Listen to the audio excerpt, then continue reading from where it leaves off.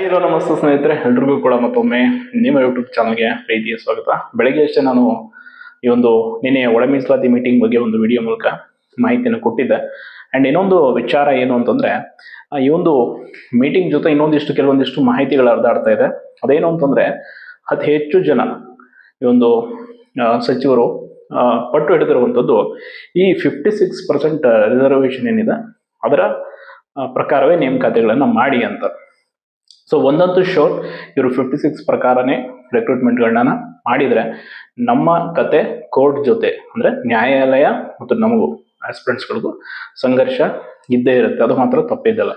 ಹಾಗಾದ್ರೆ ಇವರು 56 ಅನ್ನ ಈಗ ಕಾನೂನುಬದ್ಧಗೊಳಿಸಿ ಅಂತ ಒಂದಷ್ಟು ಜನ ಈಗ ಕಾಂಗ್ರೆಸ್ ಪಕ್ಷದ ನಾಯಕರೇ ಸ್ವತಃ ಒತ್ತಾಯ ಮಾಡ್ತಾ ಇದ್ದಾರೆ. ಇವರೆಲ್ಲ ಎಷ್ಟು ದಿನ ಎಲ್ಲಿದ್ರು ಏನೋ ಗೊತ್ತಿಲ್ಲ, ಬಟ್ ಈಗ ಬಂದು ಹೇಳ್ತಾ ಇದ್ದಾರೆ. ಹಂಗಂದ್ರೆ ಕಾನೂನುಬದ್ಧಗೊಳಿಸುವ ಪ್ರಕ್ರಿಯೆ ಅಷ್ಟು ಸುಲಭವಾಗಿದೆಯಾ?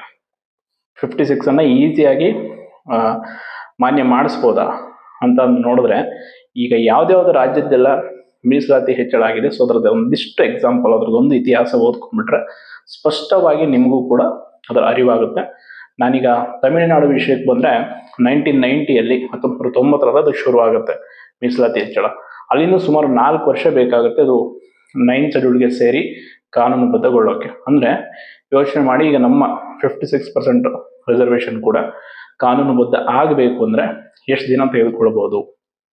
ಅಂಡ್ ಇದಕ್ಕೆ ಸುಮ್ಮನೆ ಆಗಲ್ಲ. ಈಗ ಕೋರ್ಟಲ್ಲೂ ಕೂಡ ಈಗ ಜಸ್ಟ್ ಇದನ್ನ ಕೇಸನ್ನ ಡಿಫೆಂಡ್ ಮಾಡ್ಕೊಳ್ಳೋಕ್ಕೂ ಕೂಡ ಸರಿಯಾದ ಒಂದು ಸಮೀಕ್ಷೆಯ ವರದಿಯನ್ನು ಕೊಡಬೇಕಾಗತ್ತೆ. ಈಗ ಹಿಂದುಳಿದ ಯಾವ ಮೀಸಲಾತಿ ಹೆಚ್ಚಳ ಮಾಡಿದೀವಿ ನಾವು, ಓಕೆ SC ST ಯಾಕೆ ಮಾಡಿದ್ದೀರಾ, ಅದಕ್ಕೆ ಒಂದು ವರದಿ, ಆ ವರದಿಯ ವಿಶ್ಲೇಷಣೆ ಕೂಡ ಆಗತ್ತೆ. ಸುಮ್ಮನೆ ವರದಿಯನ್ನ ಕೋರ್ಟ್ ಒಪ್ಕೊಳ್ಳಲ್ಲ. ಸೊ ಇಷ್ಟೆಲ್ಲ ಪ್ರೊಸೀಜರ್ ಇರುವಾಗ ಇದೆಲ್ಲ ಸರ್ಕಾರಕ್ಕೂ ಗೊತ್ತಿದ್ರು ಯಾಕೆ ಅವರು 56 ಅನ್ನೇ ಬಿಗಿಯಾಗಿ ಹಿಡ್ಕೊಂಡು ಕೂತಿದ್ದಾರೆ ಅಂದ್ರೆ, ಕಾರಣ ಇಷ್ಟೇ ಸ್ಪಷ್ಟವಾಗಿರೋದು, ಇದು ಇನ್ನಷ್ಟು ಮುಂದಕ್ಕೆ ಹೋಗಲಿ ಅನ್ನೋದು. ಒಂದು ಮೀಸಲಾತಿಯನ್ನ ರಾಜ್ಯ ಹೆಚ್ಚಳ ಮಾಡಬೇಕಾದ್ರೆ ಕಂಪಲ್ಸರಿ ಅದನ್ನ ಕೇಂದ್ರಕ್ಕೆ ಪ್ರಸ್ತಾವನೆಯನ್ನು ಕಳಿಸ್ಬೇಕು. ಕೇಂದ್ರದಲ್ಲಿ ಅದು ಒಪ್ಪಿಗೆ ಆಗಿ ಬಿಲ್ ಎಲ್ಲ ಆಗಿ ಆಮೇಲೆ 9ನೇ ಸೂಚಿಗೆ ಯಾಕೆ ಸೇರಿಸ್ಬೇಕು? ಮೇನ್ ರೀಸನ್ ಏನ್ ಗೊತ್ತಾ, ಆ ಒಂದು 9th ಶೆಡ್ಯೂಲ್ಗೆ ಸೇರಿತ್ತು ಅಂತಂದ್ರೆ ಈಸಿಯಾಗಿ ಅದನ್ನ ಕೋರ್ಟ್ಗಳು ಕ್ಯಾನ್ಸಲ್ ಮಾಡಕ್ ಆಗಲ್ಲ. ಬಟ್ ಜುಡಿಷಿಯಲ್ ರಿವ್ಯೂ ಅಲ್ಲಿ ಇರುತ್ತೆ, ನ್ಯಾಯಾಂಗ ವಿಮರ್ಶೆಯಲ್ಲಿ ಅದು ಆಸ್ ಇಟ್ ಇಸ್ ಇದ್ದೇ ಇರುತ್ತೆ, ಬಟ್ ಅದನ್ನ ಈಸಿಯಾಗಿ ಕ್ಯಾನ್ಸಲ್ ಮಾಡೋಕ್ಕಾಗಲ್ಲ. ಹಾಗಾಗಿ ಒಂದು ತಾತ್ಕಾಲಿಕವಾಗಿ ರಿಲೀಫ್ ಇರುತ್ತೆ. ಸೊ ಇದನ್ನ ನಾಳೆ ಸುಪ್ರೀಂ ಕೋರ್ಟ್ ಅಲ್ಲೂ ಕೂಡ ನಾವು ಅದನ್ನ ಅಂದ್ರೆ ಕೇಸ್ ಗೆಲ್ಲೋವರೆಗೂ ಕೂಡ ಮುಂದುವರಿಸಬಹುದು. ಬಟ್ ಈಗ ಈ 56% ಈಗ ಹೈಕೋರ್ಟ್ ಅಲ್ಲಿ ಈಗ ಏನ್ ಕೇಸ್ ನಡೀತಾ ಇದೆ ಆಕ್ಟ್ ಮೇಲೆ, ಸೊ ಹೈಕೋರ್ಟ್ ಸ್ಪಷ್ಟವಾಗಿ ಹೇಳಿದ್ದಾರೆ, ಮೀಸಲಾತಿ ಹೆಚ್ಚಳ ಮಾಡಬೇಕಾಗಿದ್ರೆ ನೀವು ಕಾನೂನುಬದ್ಧಗೊಳಿಸಿ ಅಂತ. ಬಟ್ ಕಾನೂನುಬದ್ಧಗೊಳಿಸೋಕೆ ಸರ್ಕಾರದ ಹತ್ರ ಯಾವ ವರದಿ ಕೂಡ ಇಲ್ಲ. ಹಿಂದಿನ ಹಳೆಯ ವರದಿಗಳನ್ನ ತೆಗೆದುಕೊಂಡು ಬಂದು ಕೋರ್ಟ್ ಮುಂದೆ ಇಡೋದಕ್ಕಾಗಲ್ಲ. ಹೊಸ ವರದಿಗಳು ಬೇಕು. ಹೊಸ ವರದಿಯನ್ನ ಈಗ ರೆಡಿ ಮಾಡ್ಕೋಬೇಕು ಅಂದ್ರೆ ಸರ್ಕಾರಕ್ಕೆ ಇನ್ನಷ್ಟು ಟೈಮ್ ಬೇಕು. ಹಾಗಾಗಿ ಇದೆಲ್ಲದಕ್ಕಿಂತ ಬೆಸ್ಟ್ ಅಂಡ್ ಸೇಫ್ ಮೆಥಡ್ ಅಂತಂದ್ರೆ, ಕಳೆದ ಏನು ನೇಮಕಾತಿಗಳಾಗಿದೆ ಹಿಂದೆ, ಈಗ ಇತ್ತೀಚಿನ ವರ್ಷ ಅಲ್ಲ, ಅದರಿಂದ PSI ಇಲಾಖೆಲ್ಲ 50% ಮೇಲೇನೆ ರೆಕ್ರೂಟ್ಮೆಂಟ್ಗಳನ್ನ ಮಾಡಿದ್ರೆ ಖಂಡಿತವಾಗಿ ಇದು ಎಲ್ಲರಿಗೂ ಕೂಡ ಒಳ್ಳೆಯದು ಅಂಡ್ ಸರ್ಕಾರಕ್ಕೂ ಕೂಡ ಒಳ್ಳೆಯದು. ಹಾಗಾದ್ರೆ 56% ಏನ್ ಮಾಡೋದು? ನಮ್ಗೆ ಅನ್ಯಾಯ ಆಗುತ್ತಲ್ಲ ಅಂತ ಈಗ SC ST ಸಮುದಾಯದವ್ರು ಕೇಳಿದ್ರೆ, ಅದನ್ನ ನೀವು ಕಾನೂನುಬದ್ಧಗೊಳಿಸುವಂತ ಸರ್ಕಾರದ ಮೇಲೆ ಒತ್ತಡವನ್ನು ಹಾಕಬೇಕು. ಅದೆಷ್ಟು ದಿನ ಆಗುತ್ತೋ ಆ ಪ್ರೊಸೀಜರ್ಗೆ ಕಾಯ್ಬೇಕು. ಕಾನೂನಿನ ಮಾನ್ಯತೆ ಇಲ್ಲದೆ ಇದನ್ನ ನಾವು ಹಂಗೆ ಮುಂದುವರಿಸ್ತೀವಿ ಅಂದ್ರೆ ಸಮಸ್ಯೆ ಮಾತ್ರ ತಪ್ಪಿದ್ದಲ್ಲ. ನಾಳೆ ಕೋರ್ಟ್ ಗಲಿಯೋರು ಯಾರು? ನೀವು ನೇಮಕಾತಿ ನಡೆಸ್ತೀರಾ, ಎಕ್ಸಾಮ್ ಮಾಡ್ತೀರಾ, ನಾವು ಎಕ್ಸಾಮ್ ಬರೀತೀವಿ, ನಾಳೆ ಆರ್ಡರ್ ಕಾಪಿ ಕೊಡುವಾಗ ಯಾರಾದ್ರೂ ಕೇಸ್ ಹಾಕೊಂಡ್ರೆ ಆ ಒಂದು ಆದೇಶವನ್ನು ಪತ್ರವನ್ನು ಪಡೆಯೋಕೆ ನಾವು ಎಷ್ಟು ವರ್ಷ ಕೋರ್ಟ್ ಗಲ್ದಾಡಬೇಕು? ಸೊ ಈ ಪರಿಜ್ಞಾನ ಇದ್ದಂಥವ್ರು ಯಾರು ಕೂಡ ಈಗ ಸರ್ಕಾರದ ಮೇಲೆ ಇಮಿಡಿಯೇಟ್ ಆಗಿ ನಾವು ಒತ್ತಡ ಹಾಕ್ಬೇಕಾಗಿರೋದು 50 ಮೇಲೆ ನೀವು ರೆಕ್ರೂಟ್ಮೆಂಟ್ ಮಾಡಿ ಅಂತ.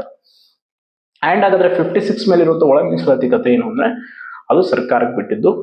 ಅದೇನ್ ಮಾಡ್ಕೊಳ್ತಾರೋ ಅದು ಅವ್ರ ವರದಿ ಇದೆ, ಆಲ್ರೆಡಿ ಅವ್ರ ಹತ್ರ ವರದಿ ಮಾಡಿದ್ದಾರೆ. ಸೊ ಅದ್ರ ಪ್ರಕಾರ ಏನ್ ಮಾಡ್ತಾರೋ ಮಾಡ್ತಾರೆ.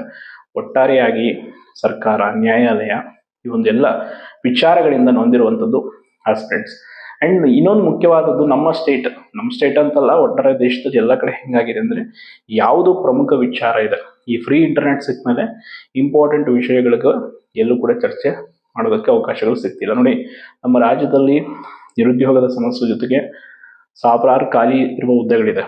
ಶಿಕ್ಷಣ ಇಲಾಖೆ, ಬೇರೆ ಬೇರೆ ಇಲಾಖೆ, ಎಸ್ಪೆಷಲಿ ಇವತ್ತು ನೀವು ಯಾವ ಹುದ್ದೆಗಳನ್ನ ಭರ್ತಿ ಮಾಡ್ಕೊಳ್ತೀರೋ ಇಲ್ವೋ ಗೊತ್ತಿಲ್ಲ, ಇಮಿಡಿಯೇಟ್ ಆಗಿ ಶಿಕ್ಷಕ ಹುದ್ದೆಗಳನ್ನ ಭರ್ತಿ ಮಾಡ್ಕೊಳ್ಳೇಬೇಕು. ಕಾರಣ ಈಗಾಗಲೇ ಹಲವಾರು ಸರ್ಕಾರಿ ಶಾಲೆಗಳ ಮುಚ್ಚು ಹಂತಕ್ಕೆ ಬಂದು ನಿಂತಿದೆ. ಬಟ್ ಇಷ್ಟಾದರೂ ಕೂಡ ರಾಜ್ಯ ಸರ್ಕಾರ ತನ್ನದೇ ಹಠದಲ್ಲಿ ಮುಂದುವರಿತಾ ಇದೆ ಅಂತಂದ್ರೆ ಕಾರಣ ಸ್ಪಷ್ಟವಾಗಿ ಕಾಣ್ತಾ ಇದೆ. ಇದನ್ನ ವಿಳಂಬ ಮಾಡುವಂತ ನೀತಿ. ಅಂಡ್ 56% ಈಗ ತುಂಬಾ ಜನ ಪ್ರಶ್ನೆ ಮಾಡ್ತೀರಾ ಬಂದು ಕಮೆಂಟ್ ಬಾಕ್ಸ್ಗಳಲ್ಲಿ ಎಲ್ಲ ಕಡೆ, ಹೆಂಗ್ ಮಾಡೋಕ್ಕಾಗಲ್ಲ, ಬೇರೆ ಸ್ಟೇಟಲ್ಲಿ ಇದೆ. ಪ್ರತಿಯೊಂದು ರಾಜ್ಯದ ಮೀಸಲಾತಿ ಹೆಚ್ಚಳದ ಇತಿಹಾಸವನ್ನ ಸ್ವಲ್ಪ ತೆಗೆದು ನೋಡಿ, ಹೆಂಗೆ ಮಾಡಿದ್ರು, ಏನೇನು ಪ್ರೊಸೀಜರ್ ಇತ್ತು, ಎಷ್ಟೆಷ್ಟು ಅಡೆತಡೆಗಳು ಬರುತ್ತೆ, ಅಲ್ಲಿ ಹೆಂಗೆ ನಿವಾರಿಸಿದ್ರು ಅಂತ. ಆಮೇಲೆ ಇಲ್ಲಿ ಬಂದು ಮಾತಾಡಿ.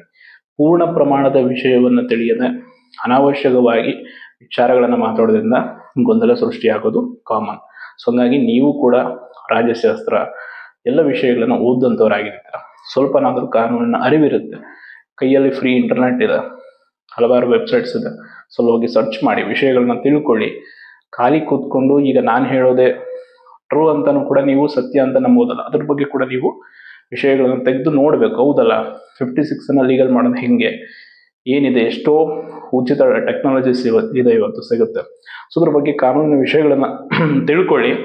ಆಮೇಲೆ ಹೋರಾಟದಲ್ಲಿ ನಾವು ಏನು ವಿಷಯದ ಬಗ್ಗೆ ಹೆಚ್ಚು ಗಮನ ಹರಿಸಬೇಕು ಅನ್ನೋದನ್ನ ತಿಳ್ಕೊಳ್ಳಿ. ಫಸ್ಟ್ ನಾವು ಸರಿಯಾದ ರೀತಿಯಲ್ಲಿ ಮಾರ್ಗದರ್ಶನ ಪಡ್ಕೊಂಡಿಲ್ಲ, ಆ ವಿಷಯದ ಬಗ್ಗೆ ಮಾಹಿತಿಯ ಕೊರತೆ ಇದೆ ಅಂದ್ರೆ ನಾವು ಅದ್ರ ಬಗ್ಗೆ ಆರ್ಗ್ಯುಮೆಂಟ್ ಮಾಡೋದಕ್ಕಾಗಲ್ಲ. ಸೊ ಹಂಗಾಗಿ ಸುಖ ಸುಮ್ಮನೆ ಬಂದು ನಿಮ್ಗೆ ಅವ್ರಿಗೆ ಮೀಸಲಾತಿ ಕೊಟ್ಟಿರೋದು ಹೆಚ್ಚಿಲ್ವಾ, ಇವ್ರಿಗೆ ಕೊಟ್ಟಿರೋದು ತಪ್ಪ ಅಂತ ಮಾತಾಡೋದಲ್ಲ.